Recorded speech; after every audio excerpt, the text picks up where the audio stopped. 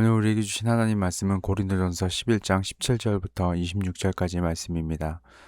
내가 명하는 이 일에 너희를 칭찬하지 아니하나니 이는 너희의 모임이 유익이 못되고 도리어 해로움이라. 먼저 너희가 교회에 모일 때에 너희 중에 분쟁이 있다 함을 듣고 어느 정도 믿거니와 너희 중에 파당이 있어야 너희 중에 옳다 인정함을 받은 자들이 나타나게 되리라. 그런즉 너희가 함께 모여서 주의 만찬을 먹을 수 없으니 이는 먹을 때에 각각 자기의 만찬을 먼저 갖다 먹으므로 어떤 사람은 시장하고 어떤 사람은 취함이라. 너희가 먹고 마실 집이 없느냐? 너희가 하나님의 교회를 업신여기고 빈궁한 자들을 부끄럽게 하느냐?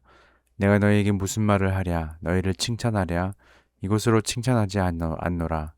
내가 너희에게 전한 것은 주께 받은 것이니 곧 주 예수께서 잡히시던 밤에 떡을 가지사 축사하시고 떼어 이르시되 이것은 너희를 위하는 내 몸이니 이것을 행하여 나를 기념하라 하시고 19회 동안 그와 같이 잔을 가지시고 이르시되 이 잔은 내 피로 세운 새 언약이니 이것을 행하여 마실 때마다 나를 기념하라 하셨으니 너희가 이 떡을 먹으며 이 잔을 마실 때마다 주의 죽으심을 그가 오실 때까지 전하는 것이니라.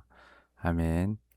주님의 만찬 십자가 사랑으로 하나 되는 자리라는 제목으로 함께 말씀을 나누도록 하겠습니다. 우리가 계속해서 고린도전서를 묵상하고 있는데 고린도 교회 안에 이런저런 문제들이 있었고 바울은 이 문제들을 오직 십자가의 도라는 하나님의 지혜로 하나씩 해결책을 내놓는 것을 보게 됩니다. 고린도 교회가 생겨난 지 몇 해 되지 않았고 그리스도인이 처음으로 등장했던 시기였으며 예수를 믿는 자의 신앙생활, 즉 믿음의 삶은 어떻게 살아야 하는지 하나씩 쌓아가야 하는 초기 단계였기에 고린도 교회 안에 이런저런 문제들이 발생하는 것에 대해서 어쩌면 당연하다고 생각되기도 합니다.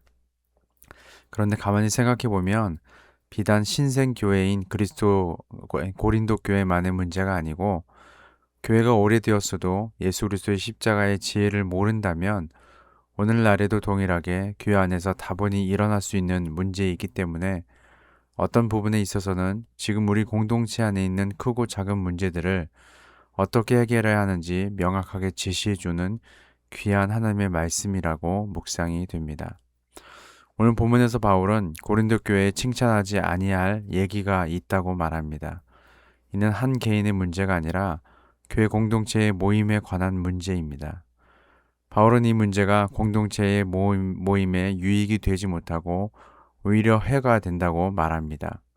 그리고 이 문제는 공동체의 유익보다는 해로움에 되는 파당이 함께 모여 먹는 주의 만찬에 임할 때 먹는 것으로 말미암아 분쟁을 일으킨 것에 대한 문제입니다. 그리고 19절에 보니까 이 분쟁에 대해 옳다 인정함을 받은 자들이 이에 대해 옳은 방향으로 이끌려고 노력했던 것 같습니다. 바울이 언급한 고린도 교회 분쟁에 대해서 살펴보면 주의 만찬을 나눌 때 분별하지 못하고 먹는 문제에 관한 것이었습니다. 어떤 한 파당이 있는데 21절에 보니까 이들은 자기의 만찬을 먼저 가져다 먹음으로 뒤늦게 만찬에 참여하는 자들이 먹을 것이 없게 한 것으로 보여집니다. 이 파당은 먹고 사는 문제에 어려움이 없었던 자들이었던 것 같습니다. 22절에 보니까 빈곤한 자들을 부끄럽게 하느냐라고 말하는 상황을 보면 중상층 이상 계층임을 어느 정도 유추할 수 있습니다. 바울의 이러한 문제에 대해서 단호하게 이렇게 말합니다. 20절에 보면 그렇게 모여서 먹는 주의 만찬은 진정한 주의 만찬이라고 할 수 없다라는 것입니다. 진정한 주의 만찬은 하나님의 교회를 업신여기지 않아야 하며 하나님의 교회를 업신여기지 않는다는 것은 교회 공동체 안에 있는 헬라인이나 유대인이나 부유한 자나 궁핍한 자나 모두가 다 동일한 하나님의 자녀요 하나님의 백성임을 알고 서로가 서로를 돌아보는 공동체로 서가는 것인데 파당을 짓는 자들은 그렇게 행하지 않으므로 빈궁한 자를 부끄럽게 대하였다라는 것입니다. 그런 만찬은 진정한 주의 만찬이 아니라고 책망하고 있습니다. 그러면서 23절부터 26절까지는 바울은 진정한 성만찬의 의미, 거룩한 주의 만찬의 의미가 어떤 것인지 설명해 주고 있습니다.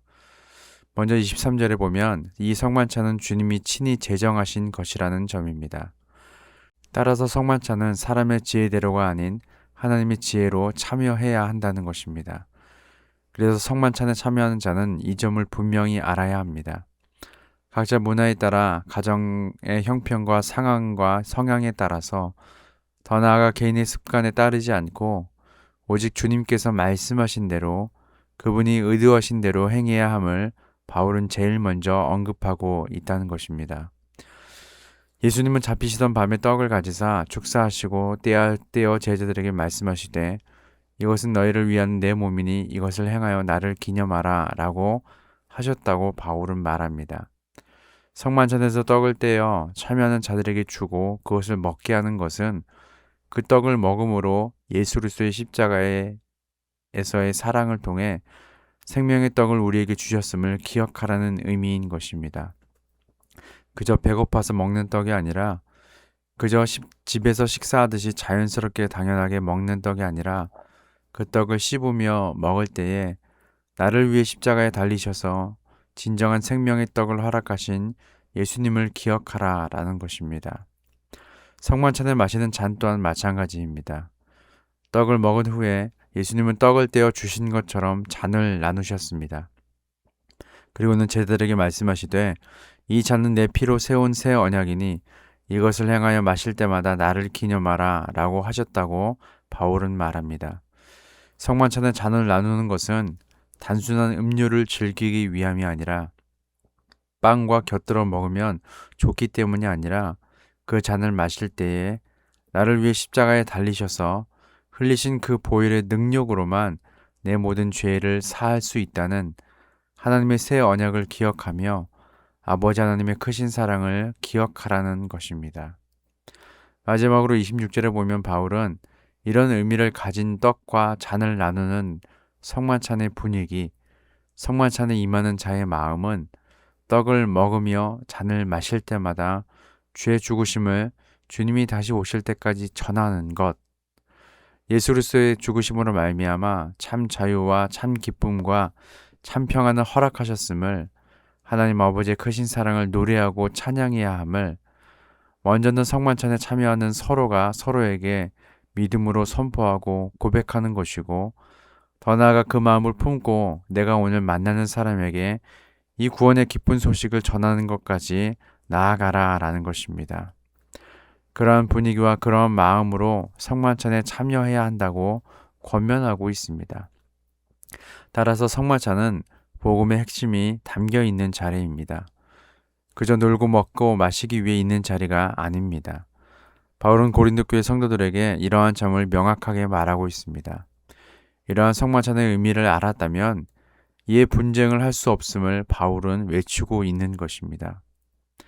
고린도 교회의 이러한 모습 그리고 바울이 말하는 성만찬의 진정한 의미를 통해 오늘 우리가 진행하고 있는 모든 모임은 어떠한지 돌아보는 시간이 되면 좋겠습니다.